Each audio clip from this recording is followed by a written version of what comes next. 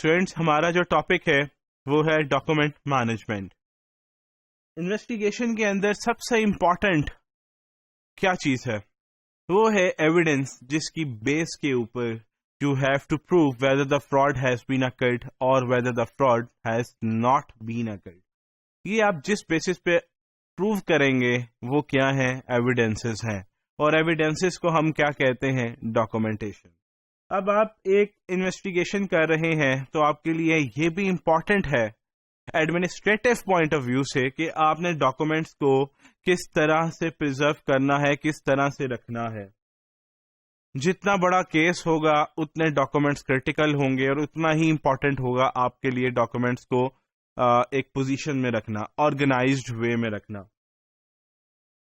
اب آرگنائزڈ وے میں رکھنا، اس کو ہم تھوڑا سا الیبوریٹ کرتے ہیں. امیجن کریں آپ کورٹ کے اندر ہیں اور جج نے پوچھا آپ سے کہ آپ نے کیا یہ ایویڈنس دیکھا ہے، آپ نے یہ پیس آف پیپر دیکھا ہے.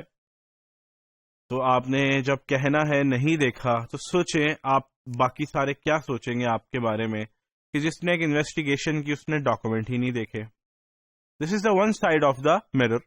آن the other side of the mirror ہم اگر یہ بات کریں کہ آپ نے جوری آپ سے پوچھے کہ آپ نے کیا یہ ایویڈنس دیکھا ہے اور آپ کہیں جی بالکل یہ ایویڈنسز میں نے دیکھے ہیں، اس ڈیٹ کو اس ریلیونٹ کنسرن نے مجھے یہ ڈاکومنٹ دیا ہے، اس پوزیشن میں دیا تھا اور اس کو میں نے اپنے انالیسز میں ایسے یوز کیا ہے جس کی بیس کے اوپر میں نے یہ اوپینین دی ہے. اب آپ خود کمپیریزن کریں، ایک وہ سینیریو کہ جس میں آپ کہہ رہے ہیں میں نے یہ پیس آف پیپر نہیں دیکھا، اور ایک وہ سینیریو جس میں آپ کہہ رہے ہیں کہ مجھے سب معلوم ہے کس نے دیا، کب دیا، کس پوزیشن میں دیا، اور اس کے ساتھ ساتھ آپ نے اس کا انالیسس کیا اور آپ نے اس سے کیا وڈرا کیا. تو obviously سیکنڈ جو آپ کی ہے یہ بہت زیادہ آپ کی ریلیونٹ سینیریو ہے. تو اس چیز کو رکھنے کے لیے آپ کو کچھ سرٹن پرنسپلس کو فالو کرنا پڑے گا.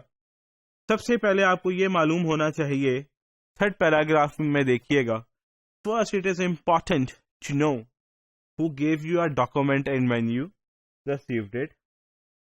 اور اگر وہ اوریجنل ڈاکومنٹ ہے تو آپ نے اس کو سیو کر کے رکھنا ہے، چین آف کسٹڈی میں رکھنا ہے. اور اگر آپ اس کے اوپر کچھ لکھنا چاہتے ہیں، کچھ انالیسس کرنا چاہتے ہیں، تو آپ یہ کریں کہ اس پیپر کی کاپی کروا کے پھر اس کے اوپر کچھ کر لیں، لیکن اوریجنل ڈاکومنٹ کو آپ خراب مت کریں، اس کو آلٹر نہ کریں، اس میں کسی قسم کی آلٹریشن مت کریں. اور سیکنڈ پیراگراف، جو ڈاکومنٹس آپ کے بہت زیادہ آپ کو انویسٹیگیشن میں یوز ہو رہے ہیں اس کی آپ ایک علیحدہ فائل بنا لیں. جو آپ کو لگ رہا ہے لیسٹ امپورٹنٹ ہے یا ارریلیونٹ ہے اس کی فائل آپ علیحدہ بنا لیں، تاکہ جو بار بار یوز ہو رہے ہیں آپ اس کو ایزیلی آئیڈینٹیفائی کر سکیں، تاکہ ہر باری آپ کو جو ہے وہ اتنا ہی ٹائم نہ لگے ڈھونڈنے میں جو پہلی بار لگا تھا.